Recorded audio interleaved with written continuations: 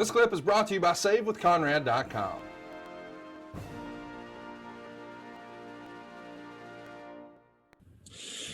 There's also discussion here of bringing back ECW, but this is going to be sort of the relaunch of the ECW brand. And I know we're going to talk about that in the future because you're going to be a part of that. But did you have any concept of what ECW was? I mean, I know that you saw the whole crucifixion angle and all of that nonsense, and that sort of put a bad taste in your mouth. But did you know that there were still rabid fans of a dead promotion at that point? I knew there was. The ECW was a very popular brand, and what they were able to do with what they had was nothing short of incredible. And, Vince McMahon buying it and ended up putting it on air. I do understand that. I get it, because it's just another popular brand that he owns and that he's part of.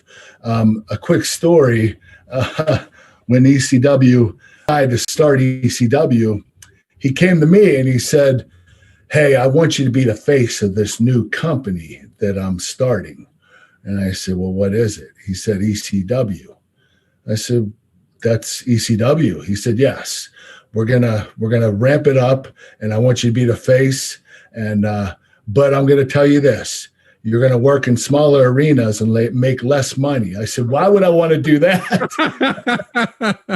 He said, "Don't worry, I'll take care of you." So what he did is I would do the house shows and the TVs, and then the pay-per-views. Vince would triple my pay so that I would get the same money as I would if I was on Raw or SmackDown. So he would triple my pay-per-view buy pay to make up for the TV and house shows, the money I made there. So he did promise that, and he did go through with it.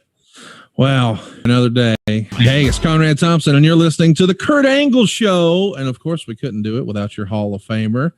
He won the Olympics with a broken freaking neck, and he's here with us today, Mr. Kurt Angle. Kurt, how are you, sir? I'm here in the house. I'm doing well. Thank you. How are you, Conrad? Man, better than I deserve. I'm enjoying seeing all the great feedback we're getting online. If you haven't already, follow us on Twitter.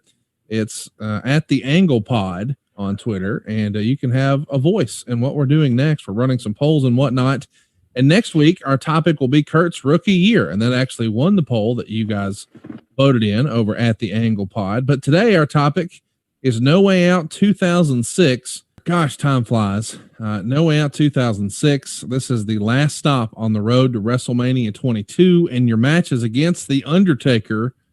That's our main focus today, No Way Out 2006. It's held at the First Mariner Arena in Baltimore, Maryland, February 19th, 2006. That's the 8th annual No Way Out pay-per-view.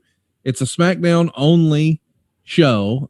It is a sellout. We've got 11,000 fans in attendance, 218,000 buy it on pay-per-view. Baltimore is like an old wrestling town. Would you agree with that, Kurt? Oh, without a doubt. We would sell out every time we went there, and they were so enthusiastic. It's a great city, a great town to have a show in, definitely. The 218,000 buys on pay-per-view feels like a foreign concept now because of the WWE network. Yeah. Was this something back in the day when you main evented a pay-per-view was that a big deal because you knew it meant you're going to get a big pay-per-view bonus, or was that not really the case by 2006?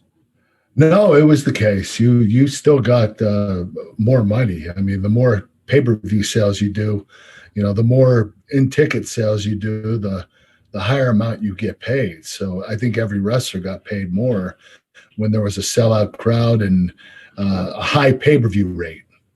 Did any of the promoters or talent relations guys or whoever over the years ever explain what the methodology was, like how the formula was crafted to figure out what the main event got? I don't think anybody has that. I think Vince has a formula, and he uses it, and he doesn't tell anybody. Hey, it's Conrad Thompson. Thanks for checking out the podcast here on YouTube. Be sure to hit the subscribe button and the notifications bell so you get a notice anytime we upload some new content. And go save yourself some money right now. If you're in a 30-year loan or you have credit card debt, it's not a matter of if I can save you money. It's a matter of how much. Find out right now for free at SaveWithConrad.com.